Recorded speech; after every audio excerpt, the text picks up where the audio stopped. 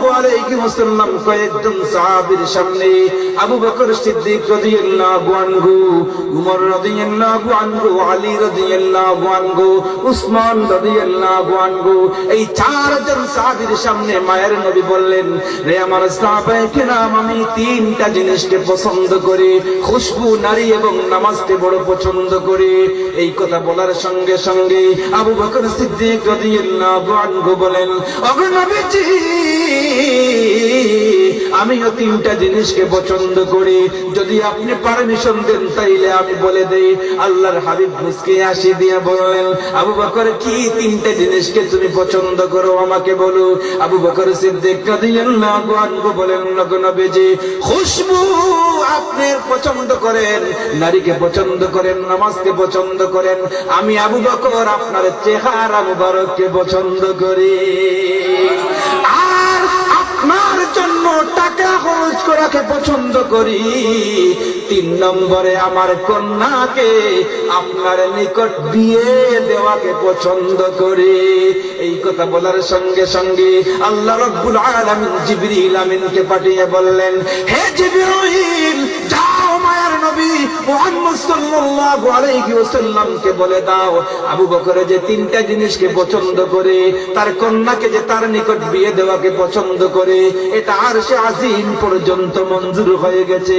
যাও মায়ার নবীর সামনে আয়েশার ছবিকে তুলে ধরিয়া বলো, আয়েশার সঙ্গে যে তোমার বিয়ে হবে এটা আল্লাহর কাছে মঞ্জুর হয়ে গেছে। মারবাইরা সুবহানাল্লাহ, আলহামদুলিল্লাহর আওয়াজে বোঝা যাচ্ছে আমার ওয়াজ বুঝতে আপনাদের অসুবিধা হচ্ছে। অসুবিধা হচ্ছে না? যদি অসুবিধা হয় তাইলে বলবেন, শেষ করে দেব। শেষ করে দিব না চলবে? তাইলে মাঝে মধ্যে সুবহানাল্লাহ আলহামদুলিল্লাহ বলবেন, তাইলে বোঝা যাবে আপনারা আমাদের সাথে আছেন। ঠিক না বেঠিক? ইনশাআল্লাহ রাজি আছেন তো? আবু বকর সিদ্দিক রাদিয়াল্লাহু আনহু এত বেশি মায়ের নবীকে মহব্বত করতেন। গারে সুর থেকে যখন নামলেন, মায়ের নবীকে যখন মদিনার দিকে নিয়ে রওনা দিলেন, আবু বকর সিদ্দিক রাদিয়াল্লাহু আনহু রাত্রি বেলা একবার পাগল হইয়া মায়ের নবীর ডান দিকে যান, আবার বাম দিকে যান, আবার পিছন দিকে যান। মায়ের নবী জিজ্ঞেস করেন, আবু বকর, তোমার কি হয়েছে? তুমি একবার যাও ডান দিকে, আবার আসো বাম দিকে, আবার যাও পিছনের কারণটা কি? আবু বকর সিদ্দিক রাদিয়াল্লাহু আনহু বলেন, নবীজি, আপনি যখন, আমি যখন ডান দিকে যাই তখন আমি বাম দিক থেকে শুনতে পাই, মনে হয় কোন তরবারির আঘাত আপনার উপরে পড়তেছে, না হয় কোন তীরের আঘাত আপনার উপরে পড়তেছে। এই জন্য আমি দৌড় দিয়ে বাম দিকে চলে আসি। যখন বাম দিকে আসি তখন মনে মনে শুনতে পাই ডান দিকে মনে হয় কোন তরবারির আঘাত আসছে, না হয় কোন তীরের আঘাত আসছে। এই জন্য আমি ডান দিকে যাই। আবার কোন সময় মনে করি আপনার পিছন দিয়ে কোন আঘাত আসতেছে, এই জন্য আমি আপনার পিছনে যাই। ওগো নবীজি, আপনার জীবনে আমি আপনার ঢাল হতে চাই।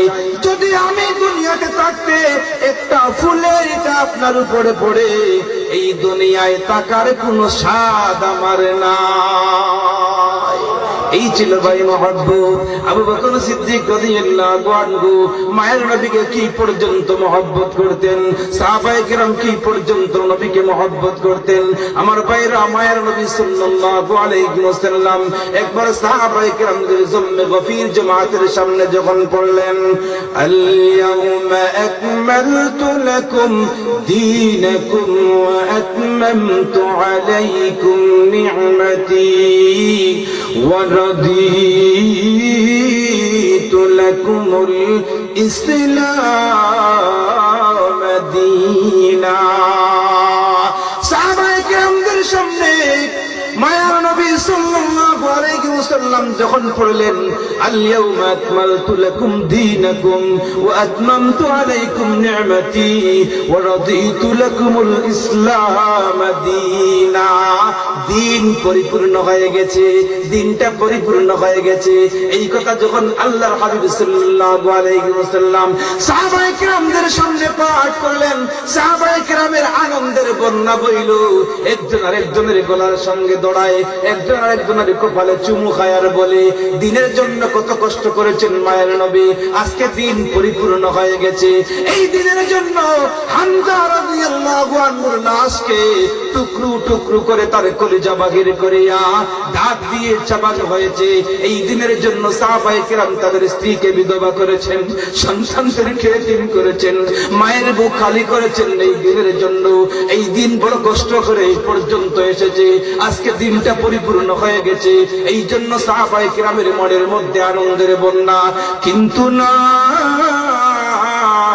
আল্লাহর নবীর জলিলুল কদর একজন সাহাবী একটা গাছের জড়ের নিচে সিজদা দিয়া হাউমাউ করিয়া কাঁদতেছেন।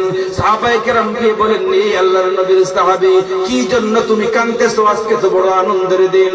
ওই সাহাবী বলেন, না না, তোমরা বোকা, আজকে আনন্দের দিন নাই, আজকে হলো কষ্টের দিন, আজকে হলো কান্নার দিন। বলে কিভাবে আজকে কান্নার দিন? ওই সাহাবী বলেন, আজকে দিন পরিপূর্ণ হয়েছে এই জন্য কান্নার দিন। কারণ হলো একটা ঘর যদি নির্মাণ করতে হয় একটা মিস্ত্রির প্রয়োজন হয়। যখন ঘরের কাজটা কমপ্লিট হয়ে যায়, মিস্ত্রি আর থাকে না, তার বাড়িতে চলে যায়। আজকে দিন পরিপূর্ণ হয়েছে, এর মানে হলো মায়ের নবী আর বেশি দিন দুনিয়ায় থাকবেন না। এই জন্য আজকে কান্নার দিন। সাহাবায়ে কেরাম দৌড় দিয়ে মায়ের নবীর কাছে গিয়ে বলে, ইয়া রাসূলুল্লাহ, ইয়া হাবিবাল্লাহ, ওগো আল্লাহর নবীজি, আজকে বুঝি কান্নার দিন, আপনি বুঝি আর বেশি দিন দুনিয়ায় থাকবেন না। মায়ের নবী মাথা উঠাইয়া বলেন, এটা কে বলেছে? ওই যে দেখো গাছের নিচে সিজদা দিতেছেন। মায়ের নবী মাথা উঁচু করে দেখেন গাছের নিচে সিজদায় নুয়াইয়া যিনি কান্না করতেছেন তিনি আর কেউ নয়, তিনি হলেন হযরতে আবু বকর সিদ্দিক রাদিয়াল্লাহু আনহু। আওয়াজ দিয়ে বলেন সুবহানাল্লাহ।